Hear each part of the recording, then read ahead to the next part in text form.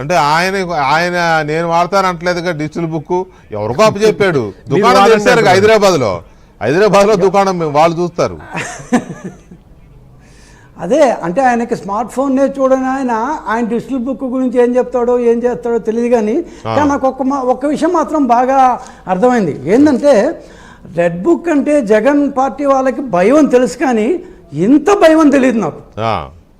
అంటే మా red book పోటీగా ఇంకొక బుక్ పెట్టి, అంటే రెడ్ బుక్ యొక్క ప్రాముఖ్యతను వాళ్ళు ఒప్పుకున్నారన్నమాట.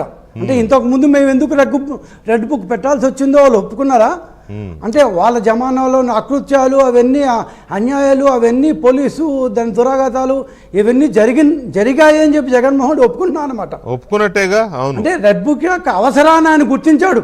ఒకవేళ మా దగ్గర జరిగాయి లేదా నేను వస్తాను తర్వాత, అంటే ఇంతకు ముందు జరిగాయి వాళ్ళు పెట్టారు, ఇప్పుడు జరుగుతున్నాయి మేము కూడా పెట్టామంటే ఇంతకుముందు జగన్మోహన్ రెడ్డి పరిపాలన ఎంత చెత్తగా ఎంత నీచంగా ఎంత అకృత్యాల పరంగా ఉందో జగన్మోహన్ రెడ్డి ఒప్పుకున్నాడు. అంతవరకు సంతోషం. అది ఒప్పుకున్నాడు, జగన్ అది ఒప్పుకున్నాడు. ఇండైరెక్ట్ గా ఇంకో మాట కూడా చెప్పాడు, ఒప్పుకున్నాడు. ఏంటంటే రెడ్ బుక్ లో ఏదైతే ఉందో మీరు అన్నారే అది ఒప్పుకున్నాడని, అది ఒప్పుకున్నాడు. మనం అధికారంలోకి వస్తే వాళ్ళలాగా బుక్ పక్కన పడేయము, మనం సప్త సముద్రాల అవతల ఇది లాక్కొస్తామని కూడా చెప్పాడు. అది కూడా ఒప్పుకున్నాడు. మరి మీరు ఒప్పుకోవాలి ఆ విషయం సార్. ఇక్కడ కరెక్ట్ అంటే వాళ్ళ ఫ్యాక్షనిజం అనేది ఎక్కడికి పోలా, ఆయన లోపలే ఉంది, బయటకి ఏదో కొద్ది ముసుగేసుకొని ఉన్నాడు.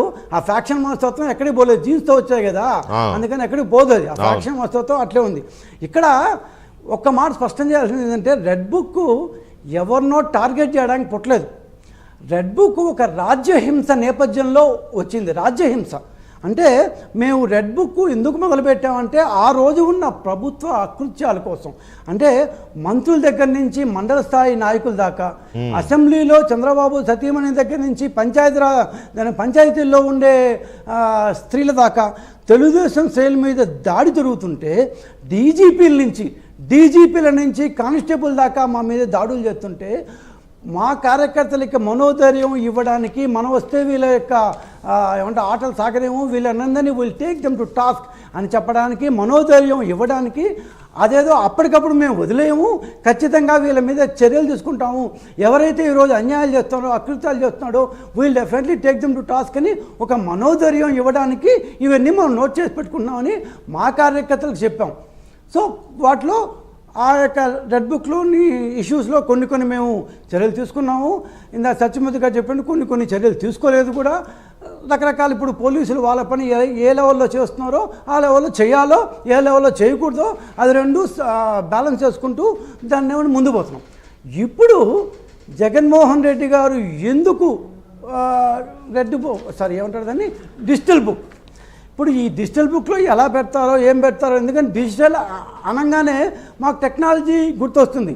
ఇప్పుడు నానికి టెక్నాలజీ ఇవ్వచ్చు, వంశీకి టెక్నాలజీ ఇవ్వచ్చు, ఆయన ఎవరు కాకాని గోవర్ధన్ రెడ్డి గారికి టెక్నాలజీ ఇవ్వచ్చు, భూమనికి ఎంత వచ్చో లేకపోతే ఆయనకి ఎంత వచ్చో జగన్మోహన్ రెడ్డి గారు. నాకైతే అందుకే స్టార్టింగ్లో చెప్పాను, నాకైతే వాళ్ళ యొక్క డిజిటల్ నాలెడ్జ్ గురించి కొంత డౌట్లు ఉన్నాయి. సో వీళ్ళందరికీ అసలు డిజిటల్ నాలెడ్జ్ ఉందా అంటే ఇది వెబ్సైట్లో పెడతారా, ఏం చేస్తారో, లేకపోతే రహస్యంగా రాసుకుంటారో కాగితంలో, దాన్నే డిజిటల్ బుక్ అంటారు.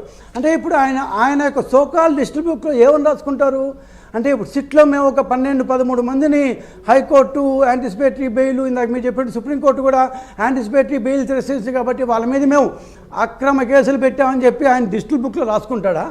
లేదంటే వంశీ మీద ఇన్ని కేసులు పెట్టారు కాబట్టి అవన్నీ అక్రమ కేసులు అని చెప్పి ఆయన డిజిటల్ బుక్లో రాసుకుంటాడా?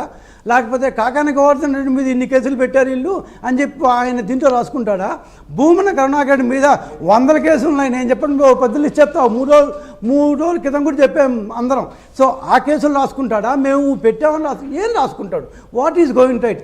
యాక్చువల్లీ చెప్పాలంటే మా కార్యకర్తలు ఎవరన్నా తప్పుగా మాట్లాడినా కూడా వదిలిపెట్టని వ్యక్తి ఈరోజు చంద్రబాబు నాయుడు.